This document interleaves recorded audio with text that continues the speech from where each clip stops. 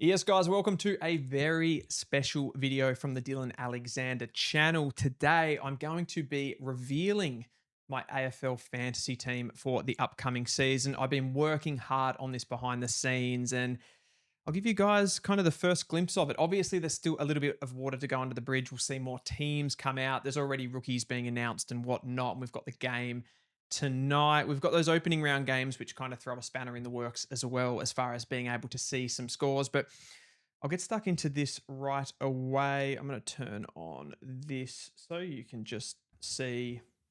Oh, that hasn't worked. Are we there? Yeah, we're there. Okay, so here is my team. As you can see, I've got $12,000 in the bank, so I've cut things pretty fine here. We'll start with the defenders, and I'll try to just reel off the really obvious picks first, and then we can talk more in depth about the players that are maybe a little bit more divisive, what not everybody is doing, you know what I mean? So, okay, so Jaden Short there is my most expensive defender. I think he's also probably the most obvious defender. Most people are going to have him in their team. He's been a high-scoring halfback distributor in the past. He's at different times been sort of moved around under Damien Hardwick. They tried to play him a little bit closer to the forward 50 to be a guy that was kicking the ball inside forward 50, but Adam Uze moved him to that halfback role where he flourishes in. And now that Dan Rioli has moved on to the Gold Coast Suns, Jaden Short really does look like he's going to be that main distributor in the halfback for Richmond. You put on top of that the fact that Richmond are going to really struggle. There is going to be a lot of ball. Teams are going to be having a lot of shots at Richmond, which means he's going to be getting kick-ins, but he's also just going to be the main guy that they look for to do their ball moving. We saw that against Collingwood. They were pretty much just looking for him. I think he had 700-800 meters gained in that game. So he's not going to score like that every week, but I think he's going to be a pretty solid top six defender option. Now, the next one there is Matt Roberts, who I wasn't super keen on. I'm not really sure that Sydney in like the long term want this guy to be their main distributor in the back half of the ground. I think you'd rather have the ball with players like Blakey and Goulden coming in off the wing to sort of do your ball maneuvering. But he scores 100 in that first round. I think it's a 104 that he gets, which makes kind of stuffs up fantasy a little bit with these sorts of picks, but it has sort of forced my hand a little bit. He gets that extra price rise. And his role is good. Like, I can't deny the fact that currently he really is kind of that, main one or second sort of distributor back there, probably next to Blakey. So I think he's going to score all right. He'll definitely put a few points on his average. It was really just, I thought there were some better options ahead of him, but with that score built in, you kind of have to pick him. Now, Harry Perryman is next there at 759. He obviously moves from the Giants. I think this pick, there's a lot of, not Elijah Hewitt, George Hewitt's move from Sydney to Carlton about this one. Now, Harry Perryman's not as nicely priced as what Hewitt was when he came from Sydney, but sort of a bit of a lockdown defender, a halfback who kind of at times ran through the midfield for GWS. He moves to Collingwood and he just becomes that defensive anchor in their midfield. I think if you look at the game at the weekend where Collingwood actually had more clearance dominance because of Briggs going down in the ruck, I think Perryman actually has an opportunity to score even more points when he's playing more as that defensive midfielder and they're not winning the clearances as much. In that game, it was sort of, all the ball was going through Dacos through the middle of the ground. Perryman will be able to get those tackle numbers up, particularly when he's sort of running with one of the opposition's major ball winners. So I think this works. Again, I don't think he's going to be averaging much over 95, that sort of middle 90s area, but it's still a big increase on what he's actually priced at. And he'll probably be touch and go for top six, and you'll be able to move him on to a higher player, someone like a falling Lockie Whitfield or potentially a Sheasel.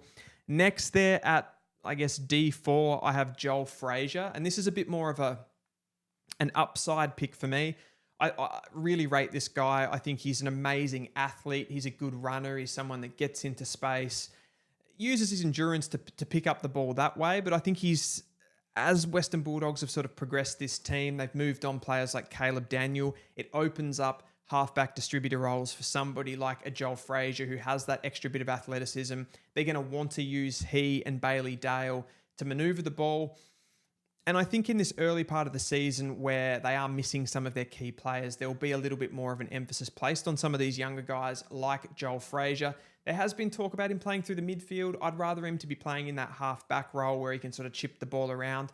My major worry about this pick is the fact that the Dogs historically haven't been a huge scoring team from the half back line. So time will tell on that, but I think he's a really high upside player and someone that's definitely priced below what he can go at. And the next one there is Sam De Koning, who I've got at, I guess, D5. Now, this one purely comes down to the fact that he is lined up to play as a solo ruck. He played there throughout the preseason. Now, unless there's any major news within the team news for Geelong and they bring back a Reece Stanley or something like that, I'm pretty keen to do this because as we've seen over the last few years, if somebody gets an opportunity to play as a solo ruck, it usually drastically increases their scoring. It's probably the prime role amongst players to score points in fantasy, being that number one ruck. He's going to get tackle numbers in there. He's going to get some hit outs and he's going to get more of the ball as well compared to his previous key position defender stocks. At D6, this one may be a little bit more controversial for the average coach. I have gone with Jacob Blight from Richmond here. Now, there's a couple of reasons behind this. Picked up in the mid-season draft last year. He hasn't played a lot of AFL football.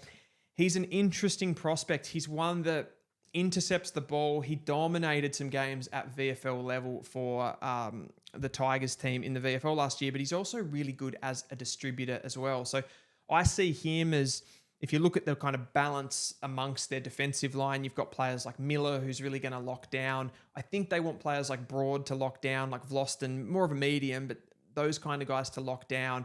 And they want Blight to do a lot of that intercepting for them, along with Vlosten as well.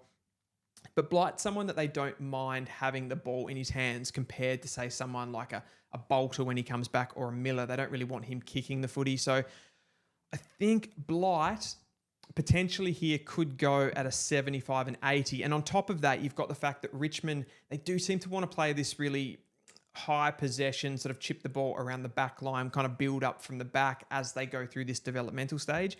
I think that could really help players like Blight.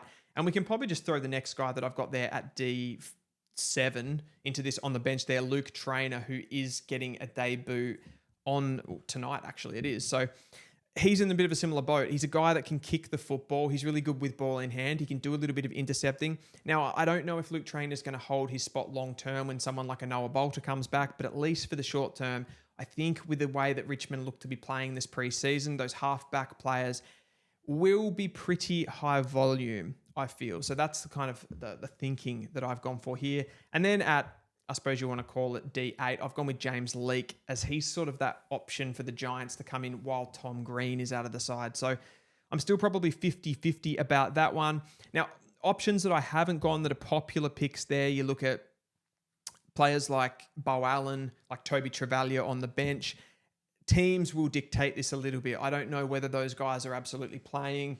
I'm not really too sure about their scoring capabilities. Travalia, I'd be more keen on, probably less so Bo Allen in that position. But you've also got players, someone like a Lockie Ash who scored a 125. Does he have to be in the side? I mentioned it with Matt Roberts, potentially. So he's still in the line in this, overall back six. So moving down to the midfield, and my M1, if you will, is Tim Taranto. This is mainly, it's a bit of a legacy pick, I suppose. He's just been such a fantasy start in the past and priced under 100. Can you really not do it? He had an injury interrupted 2024.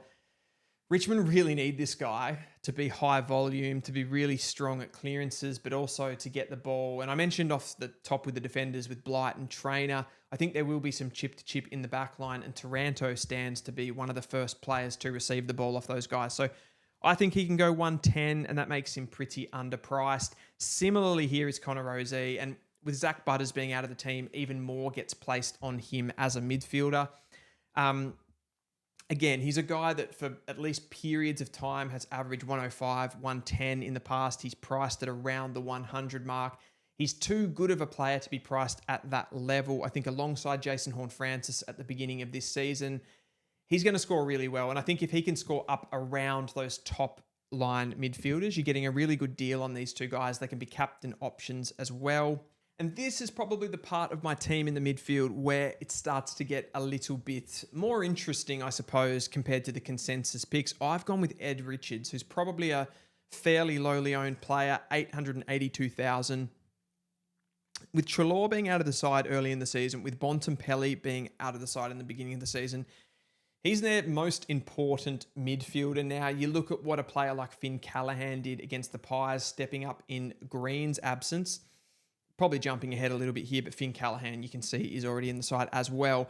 I think Ed Richards becomes super important. And we saw it last season when he did get opportunity in the midfield. He was very high volume. Now, granted, I'd say the knock on Ed Richards last year was that he'd have like big quarters. He could score 45, 50 points in a quarter, and then he'd limp to a 100 overall in the game. I think that's part of the evolution of a halfback coming into the midfield and just having to sort of do that extra little bit of running. You've obviously got to get from contest to contest consistently, and that's a little bit more difficult. I think he's had another season now to train for that. And the players that do transition from a halfback role into a midfield role, they tend to be really good at picking up those uncontested possessions. And that was something that impressed me watching Ed Richards last season from a fantasy perspective.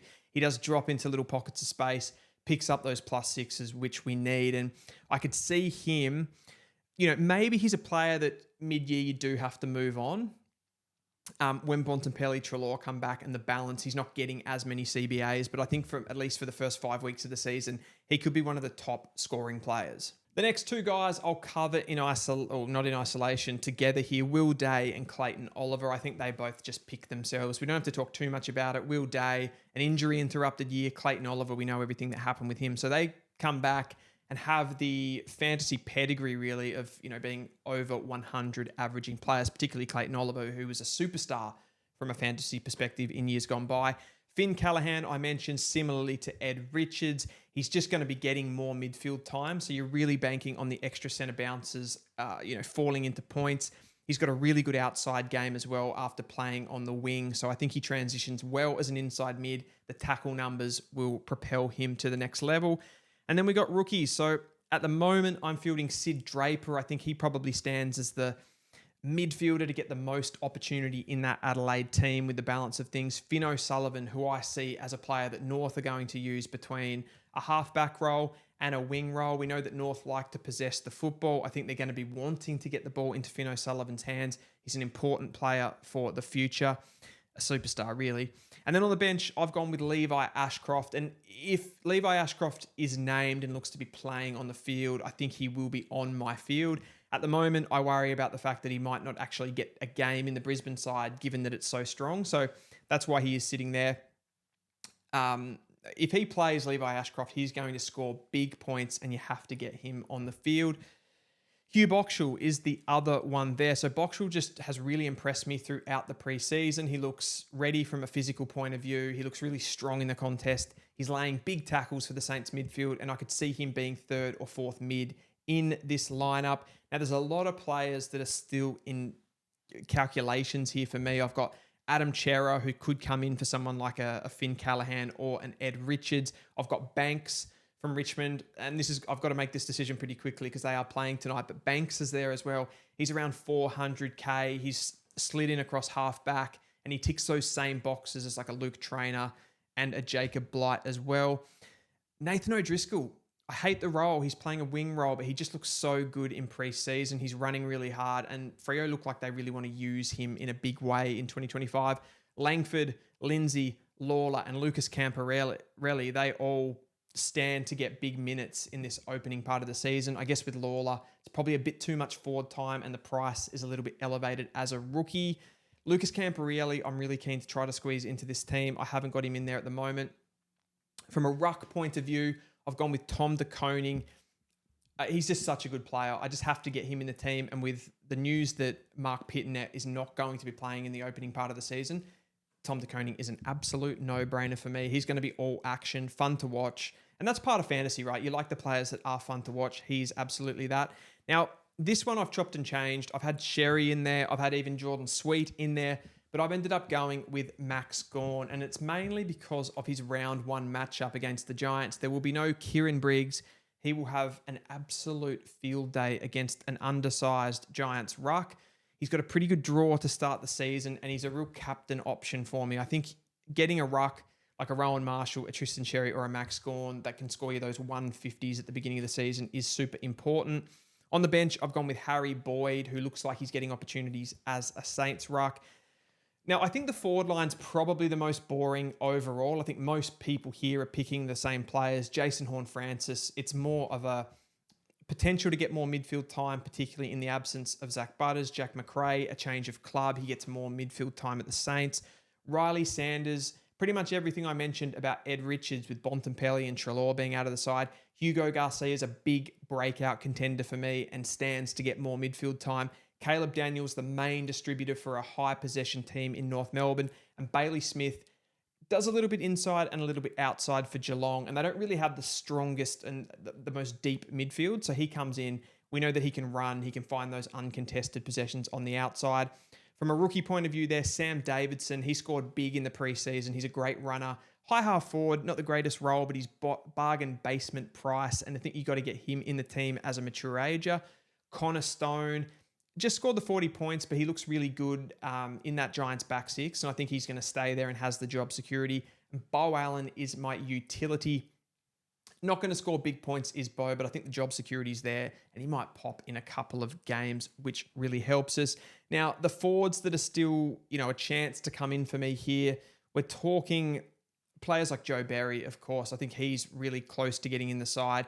He has been named for this round one game. I'll probably be toing and froing there between he and a couple of other players to get in this side. But overall, guys, that is my fantasy team. Let me know what you think. Who must I get into this team? What have I got right? What have I got wrong? Let me know in the comments below and tell me your teams, and I'll see you in the next video.